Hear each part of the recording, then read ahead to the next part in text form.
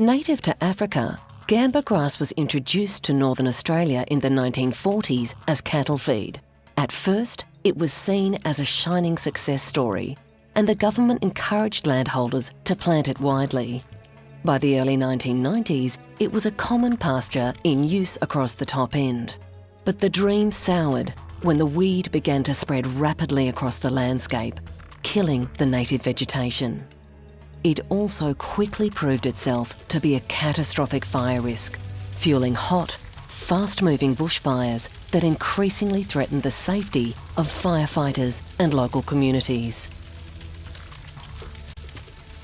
So gamba grass moves into an area, displaces the native grasses and creates these really tall monocultures.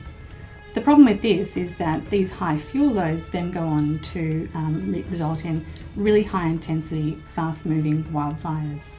These kill trees, and we essentially are seeing normal native grass savanna fires, which are normally slow moving and low intensity. We're seeing really high intensity fires that are much more like forest fires that you see in southern Australia.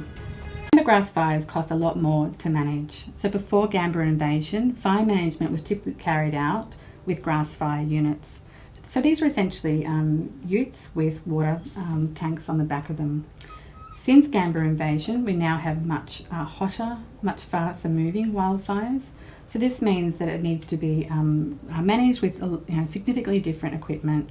We now have to have helicopters, planes, water tankers and graders attend, and probably in excess of 20 grass fire units to attend these gamba grass wildfires. So this costs a lot more money for every single gamba grass wildfire that is managed. And so we can be expecting to see this into the future. This will be every year that this high cost of fire management will be borne by the Northern Territory. The cost of fire management has escalated in line with the spread of gamba. For example, the cost of equipment required to be on standby for a fire in the Bachelor region has increased by 30 times, from around $400 a day to just over $11,000 a day. Gamba was not recognised as a weed of national significance until 2012, when the federal government acknowledged the problem had gotten out of hand. By that time, gamba had spread across vast tracts of the top end, including 20% of Litchfield National Park. While there are already significant efforts at the government, community and individual level to combat gamba, most argue that much more still needs to be done to get on top of the weed.